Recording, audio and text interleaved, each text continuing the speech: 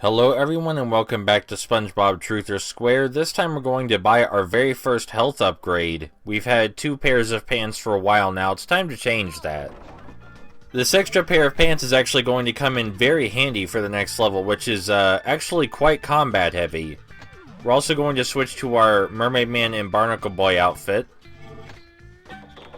because this next level is Mermaid Man and Barnacle Boy themed. Hey everybody! I think I'm beginning to remember where the formula is.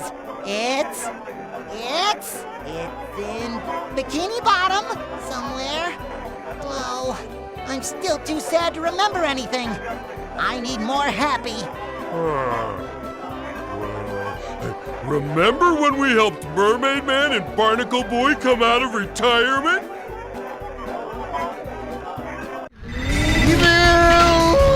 What? Where? This is just a little bit awkward because there was already a Mermalair level in SpongeBob Battle for Bikini Bottom. Now that level managed to be open in spite of the whole thing taking place in a giant cave, just like this one. I also remember it being quite difficult, but that could just be my memory playing tricks on me. Either way, that level had a ton of small challenges on a ton of platforms, and a lot of them involved timers or special abilities. This time around, the level is very combat heavy. Not that we won't have to use some of our special abilities, but not nearly in as challenging or creative a fashion as in Battle for Bikini Bottom. But the Mermalair does look aesthetically the same as in that game. It's a shame Squidward isn't here this time to complain about it.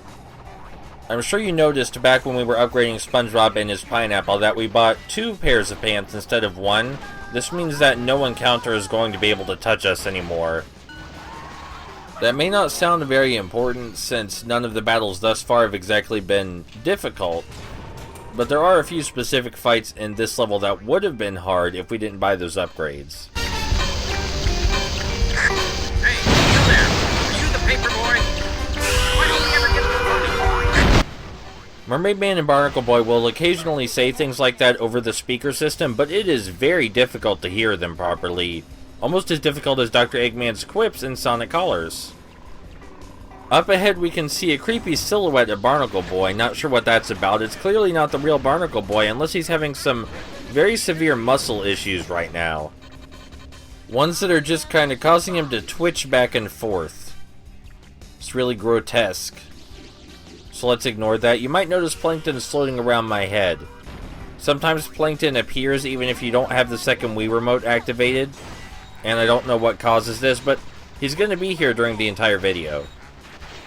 These spinning robots don't do much because there's more than enough room to move around them without issue. Oh my gosh, it's the geriatric duo's secret vehicle! Our invisible boat! Such a pleasure almost not seeing it! I could be mistaken, but I'm pretty sure in the show it's all invisible, and they only made it partially invisible in this game for that joke. That very difficult to hear joke. And here's the first big fight of the level, but it's kinda ruined by the power-up in the center of the arena. We do have to fight a few of them without the power-up, but no matter which of those we get, it's gonna help us a lot. It ends up on Patrick when we grab it this time, as it usually does, because I always run for it straight after the cutscene ends, and that leads to very consistent timing. I suppose if you wanted to, you could save the power-up toward the very end of the fight where it might be slightly more useful, but we're not doing maximum pro strats for SpongeBob Truth or Square here. In more interesting commentary though, this may be the first time you notice that the enemies have started taking more hits.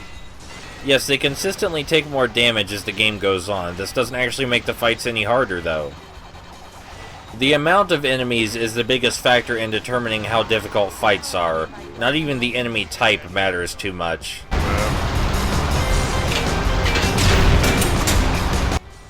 I do really like the way that the image of the shield on the wall is being projected onto the arena. I'm not sure how that's working, but it's actually pretty cool.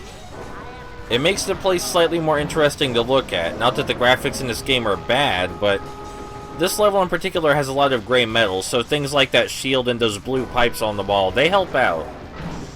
I get what they were going for by making us walk on the TNT crates to use as platforms, but if it were just the TNT crates instead of the Flying Dutchman crates around the TNT crate, I think that would be a lot better. I mean, it could be a single Mr. Krabs TNT crate. That would actually be really cool.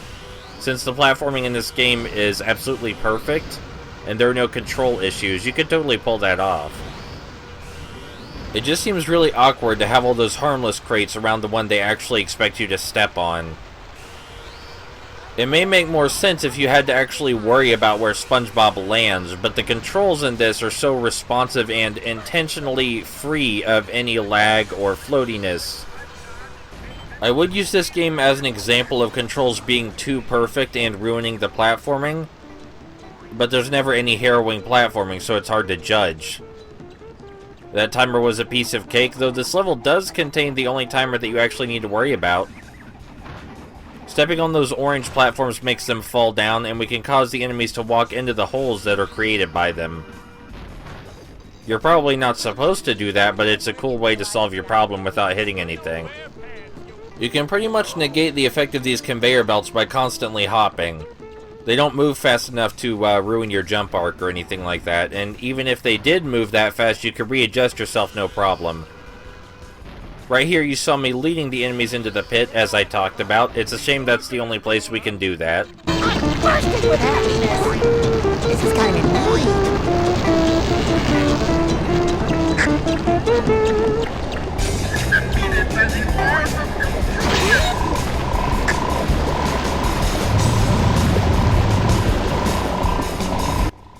We pressed a switch that made a platform for us, but that alone isn't enough. We need more switches and more platforms, so we're going to use the Sandy power-up over here at the edge to destroy these flowers and find the remaining switches. Honestly, a relatively open objective for this game, since it is so incredibly linear. Having to actually find the switches, even if it only takes a minute or so, is something kind of different. I have memorized where they are ahead of time, so that removes the actually needing to find them part, but it's still kind of neat. Some robots appear after we press the switch, and I assume the game expects us to fight them, but we're not going to do that, because pressing the next switch destroys them instantly.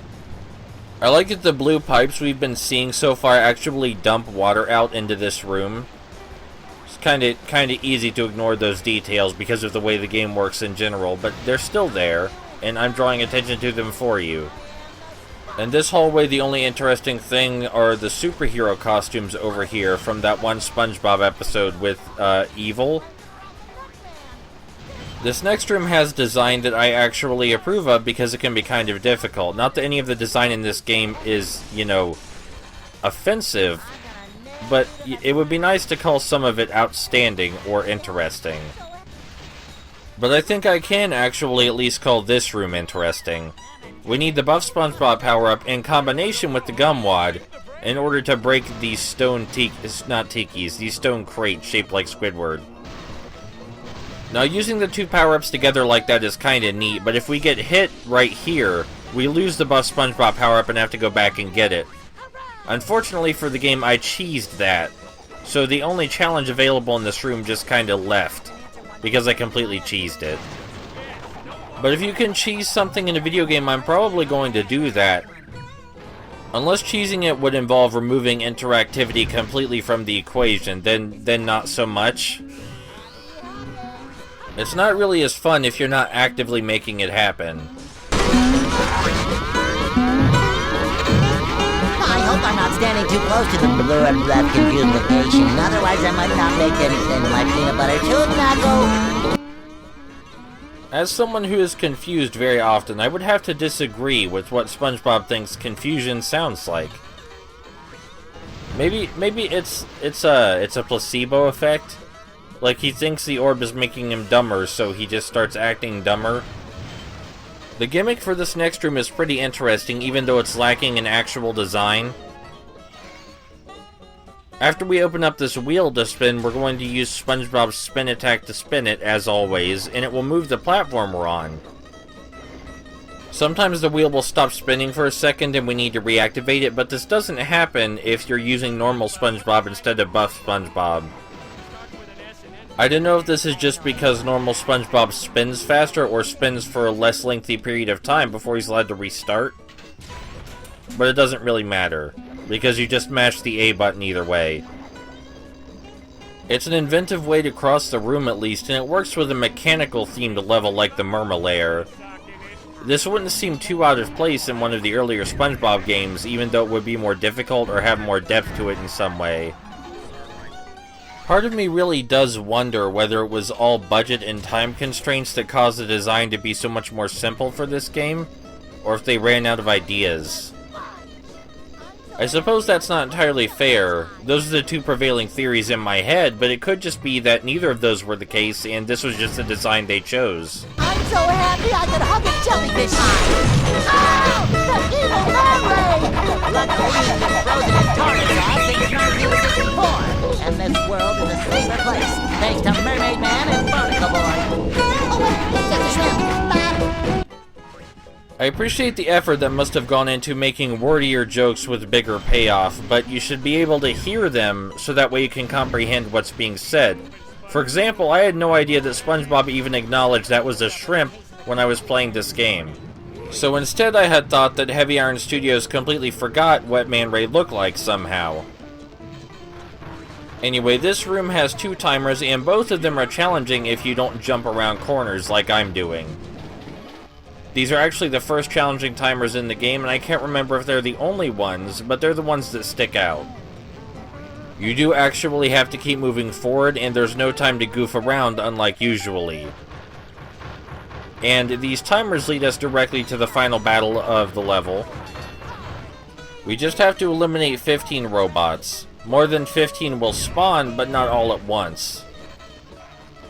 And as soon as the last one goes down, the level ends immediately.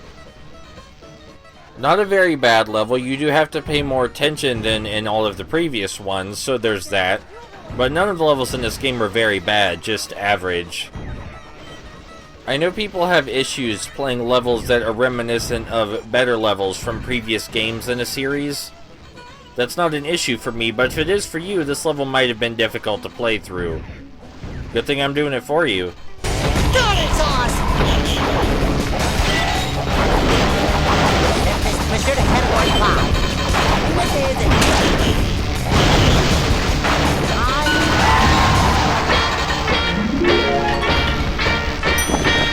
How do you like that? I did it!